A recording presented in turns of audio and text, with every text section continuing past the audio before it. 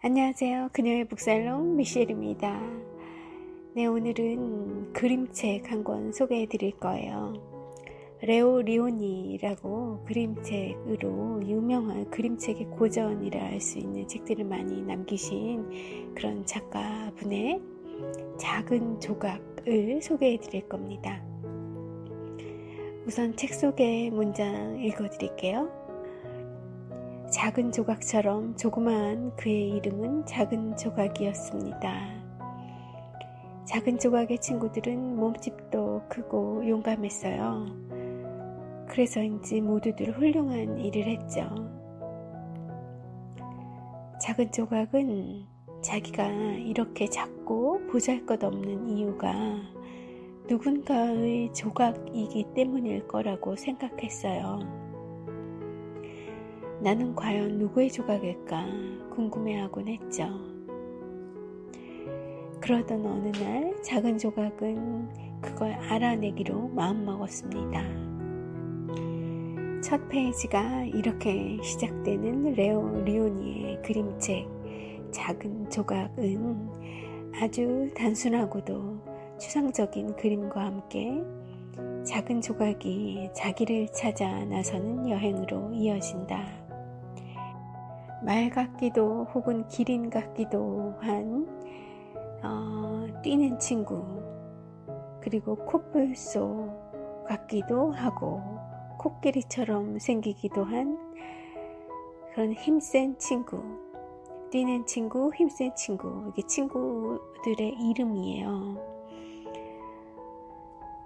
그리고 고래 같기도 또 상어 같기도 한 헤엄치는 친구가 있고요. 원숭이처럼 생긴 원숭이를 닮은 산 위에 친구가 있습니다. 비둘기처럼 생긴 나는 친구도 있어요. 훨훨 날다 할 때 그 나는 친구요. 뛰는 친구, 힘센 친구, 헤엄치는 친구, 산 위의 친구, 그리고 나는 친구, 이런 친구들을 찾아다니면서 혹시 내가 너의 조각의 일부분이 아니냐고 물어봐요. 왜냐하면 친구들은 다 큰데 자기만 작거든요. 그런데 친구들은 모두 한결같이 자기들이 빠진 조각이 하나도 없다. 나는 이미 완전하다. 그러니까 너는 나의 조각이 아니다 라고 이야기를 합니다. 자신들은 그렇게 완전해서 잘 뛰고 힘이 세며 그리고 멋지게 헤엄치고 잘 날고 높이 날아오를 수 있다고 이야기하죠. 작은 조각은 절망한 채 마지막으로 동굴 안에 사는 슬기로운 친구를 찾아가요. 그 친구에게 다시 묻죠. 그런데 그 친구 역시 똑같은 대답을 합니다. 작은 조각은 돌아서려다 말고 물어봐요. 내가 누군가의 작은 조각이라는 건 틀림없는 거지? 어떻게 하면 내가 누구의 조각인지 알아낼 수 있을까? 라고 물어보죠. 슬기로운 친구는 그 이름답게 슬기로운 충고를 해줍니다. 바로 쾅이라는 섬으로 가보라는 것이었어요. 자, 다시 책 속에, 그림책 속의 문장으로 들어가 보겠습니다. 이튿날 아침 일찍 작은 조각은 작은 배에 올랐습니다. 거센 파도를 타고 힘겹게 배를 저어 그 섬에 다다랐을 땐 온몸이 흠뻑 젖고 지쳤죠. 그런데 웬일일까요? 섬에는 자갈돌 더미밖에는 아무것도 없었습니다. 나무 한 그루, 풀 한 포기도 없었어요. 그 쾅이라는 섬에는 살아있는 거라고는 하나도 없었습니다. 작은 조각은 자갈돌 더미를 기어 올라가 봤다가 다시 내려와요. 또다시 올라갔다가는 내려가고 그러기를 반복하죠. 결국 기진맥진한 채 그만 발을 헛디뎌서 굴러 떨어지고 맙니다. 작은 조각은 산산조각이 났어요. 아이쿠야, 산산조각이 났어요. 그런데 이게 반전이지 말입니다. 슬기로운 친구 덕분에 자기도 다른 모든 친구들처럼 자기 나름의 또 다른 더 작은 조각들로 되어 있다는 것을 알게 된 거예요. 작은 조각은 자기 조각들을 주워 모았습니다. 단 한 개도 빠뜨리지 않은 걸 확인하고는 뛰어서 배로 돌아갔어요. 아, 이 모습 너무 이쁘지 않나요? 단 한 개도 빠뜨리지 않는 걸 확인하고 신이 나서 배로 뛰어 돌아갔겠죠? 그리고는 어떻게든 빨리 집에를 가려고 밤새도록 노를 저었습니다. 자기를 기다리고 있던 친구들에게 작은 조각은 기쁨에 넘쳐 소리쳐요. 나는 나였어 라고요. 친구들은 작은 조각이 무슨 말을 하는지 도무지 알아들을 수가 없었죠. 그러나 아무튼 작은 조각이 행복해 보여서 모두 함께 기뻐했습니다. 그래요. 저는 이 글을 처음 보고 조금 말문이 막히더라고요. 이런 동화 내가 어렸을 때 보았었더라면 참 좋았겠다 싶고요. 친구들은 몰랐을 거예요. 작은 조각에게 그 질문이 얼마나 중요했고 또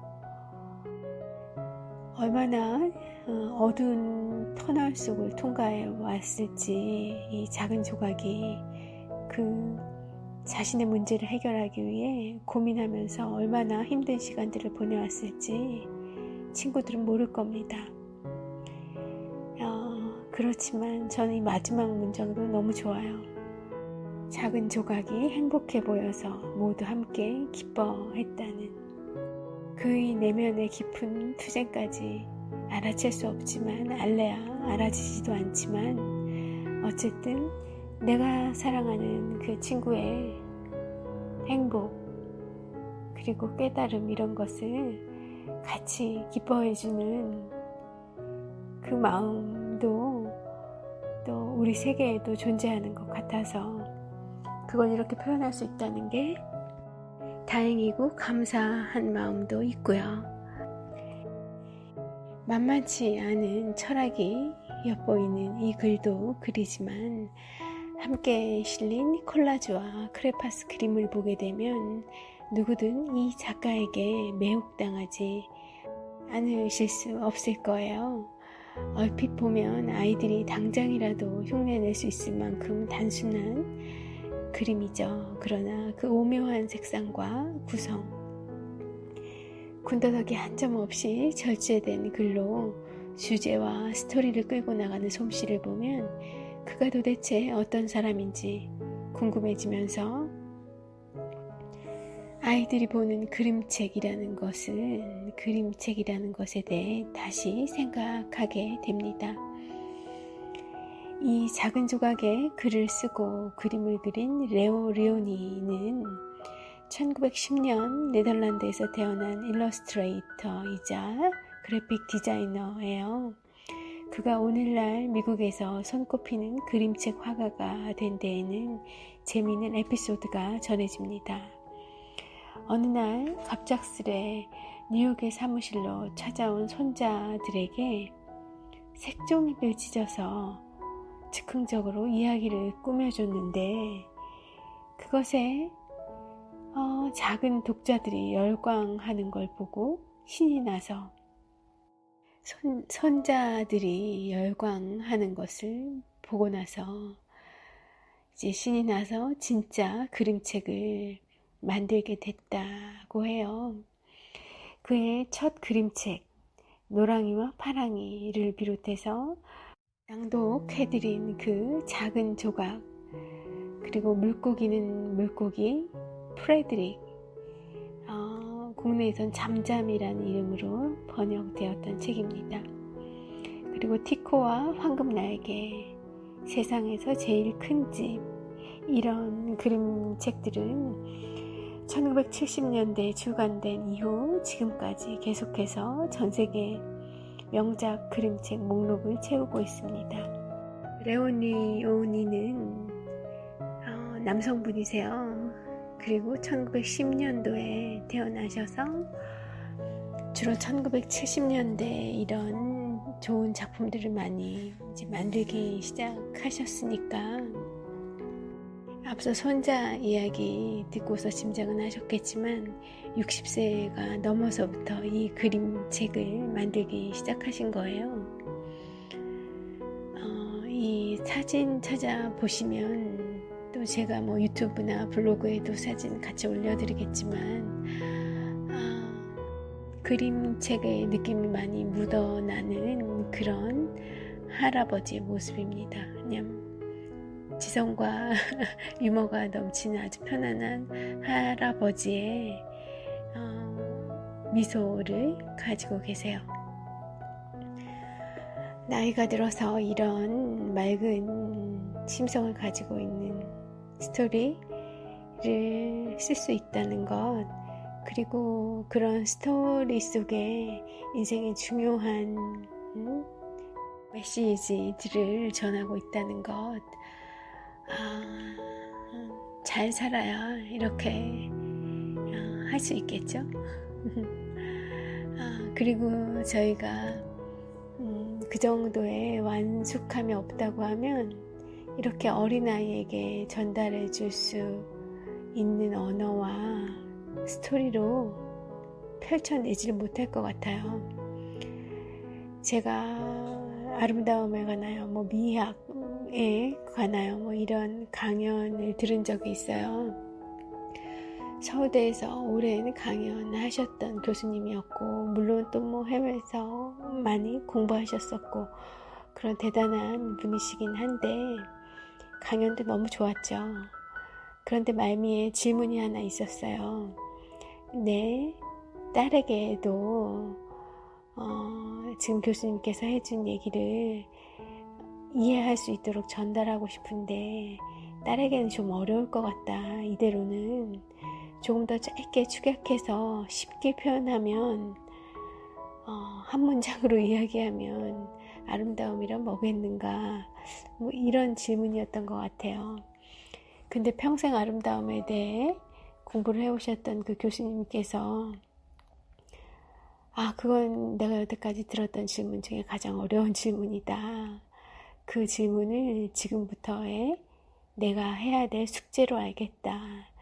나는 나의 손자들과 늘 이런저런 이야기를 굉장히 많이 나누지만 그것을 그렇게 짧게 쉽게 표현해 주려는 생각, 그렇게 설명시켜 줘야 한다는 필요를 단 한 번도 느끼지 못했는데 그것을 오늘부터 이후의 나의 인생이 남은 동안에 해야 될 과제 중에 하나로 삼고 내가 한번 해보겠다. 그러나 지금 답하기는 어렵다. 즉답은 어렵다. 이런 말씀을 하셨거든요. 그렇게 이 어린아이의 눈높이로, 그리고 아주 그 인생의 정수를 보여주는 그런 거를 그 아이의 눈높이로, 아이의 언어로 표현한다는 건 정말 어려운 일인 것 같아요. 그런데 그것을 이 레오 리오니, 이름도 이뻐요. 네덜란드 분이신데 이름도 이뻐요. 전 여성분인 줄 알았어요. 찾아보기 전까지는 동화책이어서 책 속에 사진 실리고 이러지도 않았더라고요. 어쨌든 우리 그런 고운 마음으로 살면 어떨까요? 이야기가 3000%로 빠지고 있습니다. 다시 돌아와서 이 작은 조각, 이 이야기, 짧은 이야기만으로도 너무나 완전성을 가지고 있는 작품이라는 생각을 저는 했어요. 인생에서 가장 중요하고 또 가장 올바른 시작이 될 수 있는 게 자기를 찾는 것일 것 같고요. 시작이라고 하지만 그 시작이 찾으려는 노력의 시작일 수도 있고요. 내가 누구인지를 아는데 온 생애가 걸릴 수도 있습니다. 죽기 전에만 알면 다행일 수도 있고요.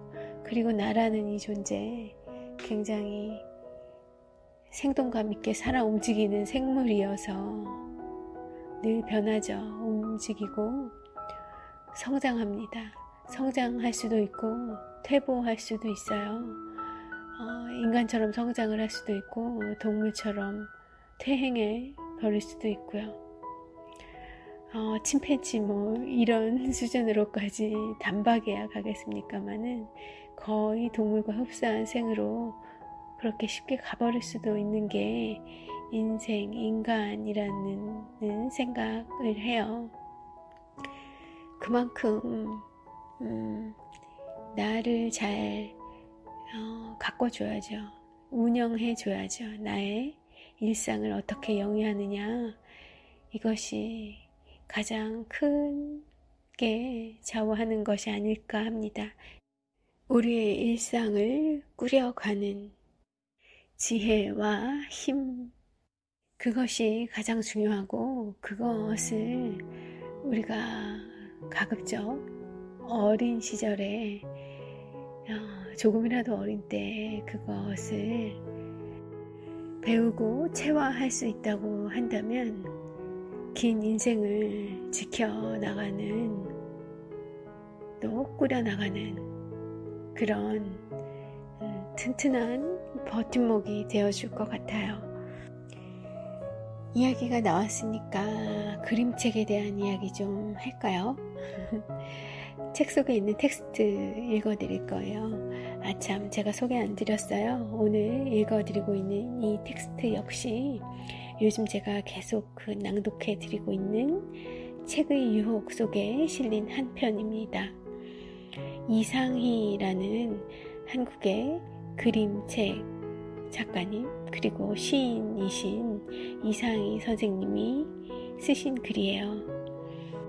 살아가며 사랑하며 깊어가며 다시 꿈을 꾸며 읽는 그런 책들을 한 권으로 이상희 선생님은 레오리오니의 이 작은 조각을 추천하고 있으십니다. 자, 그분이 소개해 주신 그림책의 세계에 대해서 좀 더 읽어드리고 마칠게요. 레오리오니의 것처럼 훌륭한 그림책이라고 손꼽히는 세계적인 걸작들을 손에 들고 보면 이것이야말로 질 좋은 미술과 문학과 철학을 한꺼번에 담고 있는 풍요로운 예술품이라는 생각이 든다. 글과 그림을 조합하고 배열하는 것 자체가 무척 까다로운 작업이기도 하지만 앞표지에서부터 뒷표지까지 어느 곳 하나 빠짐없이 어린 독자에게 인생의 첫 책으로 받아들여질 것을 의식한 지극한 정성과 배려가 스며있는 것이다. 오늘날 정보수단으로 전락해버린 그 책이라는 것이 그 전락 이전에 가지고 있던 고전적인 어떤 기품이 담겨 있다고 할 수 있을 것 같다.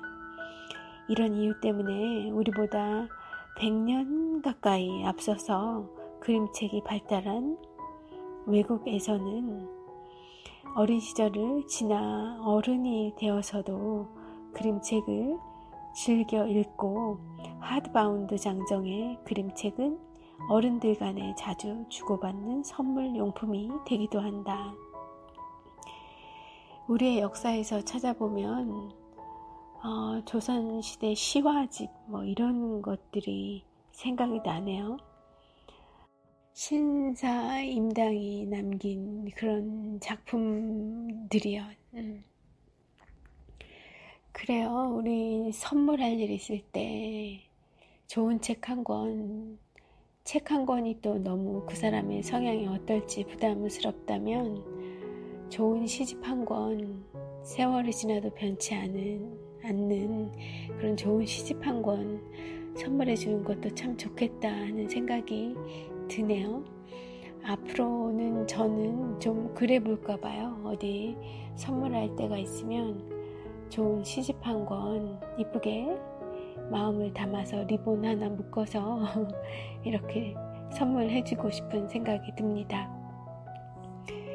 요즘 내가 이상해 선생님이 권하게 되는 책들은 이런 그림책을 포함한 어린이 책들이다.